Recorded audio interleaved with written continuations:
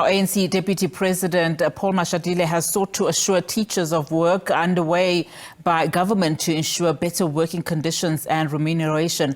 He delivered a keynote address at the 10th National Congress underway in Boksburg.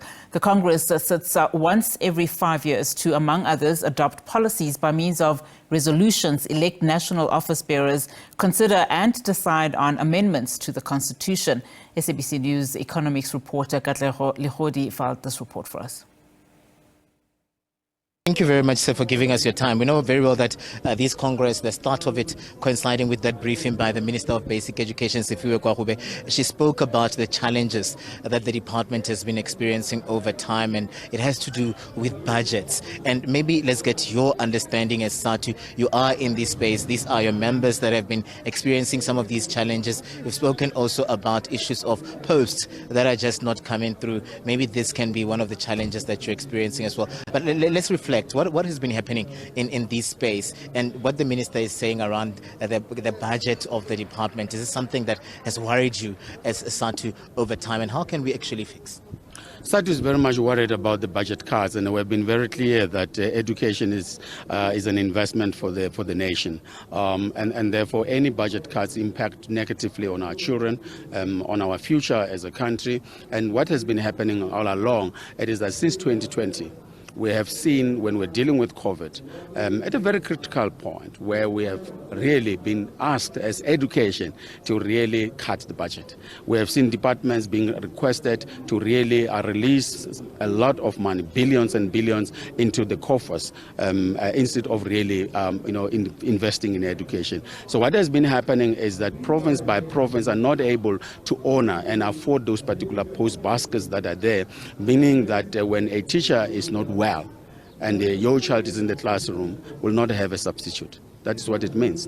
What it means basically it is that when there's an increase in numbers, as we are registering our children in January, it means your children will not have a teacher because they don't have a budget. Because what is happening is that the Treasury has been for a considerable time been cutting the budget since 2020 and so forth. So we as SATU don't accept it, and we believe that the government has got to revisit that particular policy, because we believe that if we want economic growth in this country, we must spend money on the skills. We must spend money in supporting our teachers and our colleges so that we're able to create that particular or build that particular scale. So this is something that SATU is going to be reflecting in this particular Congress about the budget cuts, and therefore we are also going to launch on Friday what we call a Go Public Fund Education campaign, where we are saying down with austerity measures and how we are going to develop a program moving forward.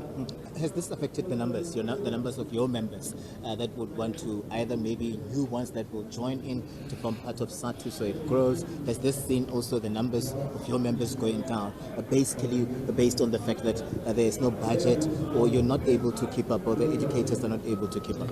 Well, it has impacted on not only our numbers only, but it has impacted in the education as a whole.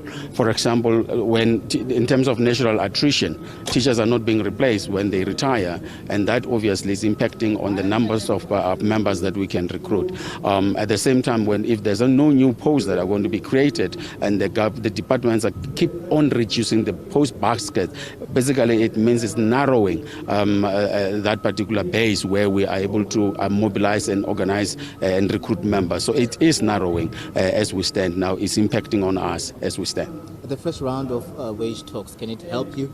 Can it help you make a case? And how does that, or is this process separate from what government or the Treasury imposes, or is all a part of this particular bill that would see you coming through also every year in and year out, trying by all means to fight for the workers, the net in terms of the benefits of the workers?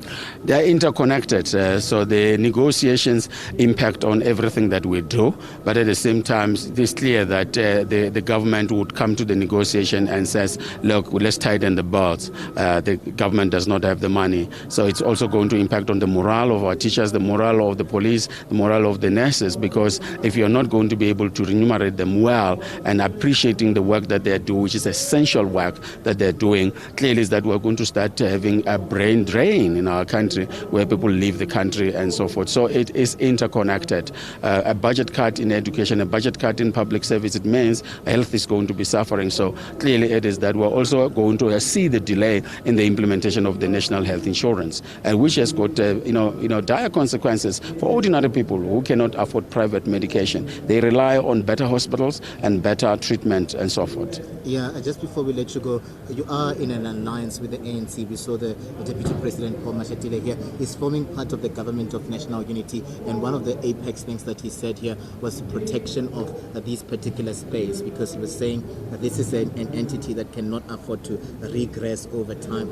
Are you hopeful that at least maybe the Government of National Unity would come through with changes here? I mean, Minister Sifiwe Kwahube, she forms part of this GNU, and she was reflecting in her new role and her new capacity as the Minister of Basic Education. So does the new governance actually come through with at least glimmers of hope for those that are in this sector? Are you looking forward to how the next 5 years are going to go, and are you looking at just getting the best out of this, looking at the fact that over time we've seen that the new minister is not Satu's favorite right now? Well, the new minister must respect the oath that she took.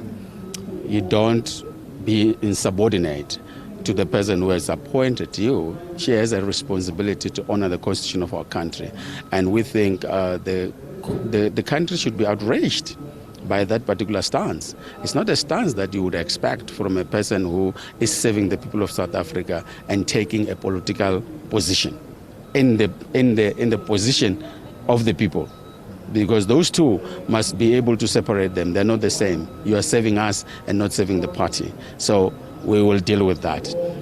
But at the same time, SADU always hopeful, but obviously we have to be realistic. The Government of National Unity is a combination of many things. You know, it's a cabbage and mayonnaise that is there. You have people who are anti-unions. You have people who want privatization. Then you have the ANC that is anti-privatization. So we've got to continue to support the strong hand of the ANC to making sure that the Government of National Unity must not tamper with those particular policies and rights of workers. Because if we go into even fatigue and not do that, the Government of National Unity is supported by big business, and what big business wants is privatization of every service, and therefore we need to guard against that, because we do not want the Government of National Unity to take an ultra-light, or a neoliberal approach. We want to take them a socialist approach, where services are still be given to the people, grants must still be given to the people, and that is what we are going to have to monitor, and making sure that we never fatigue. For these 5 years, we cannot fatigue because we don't have our allies in the Government of National Unity.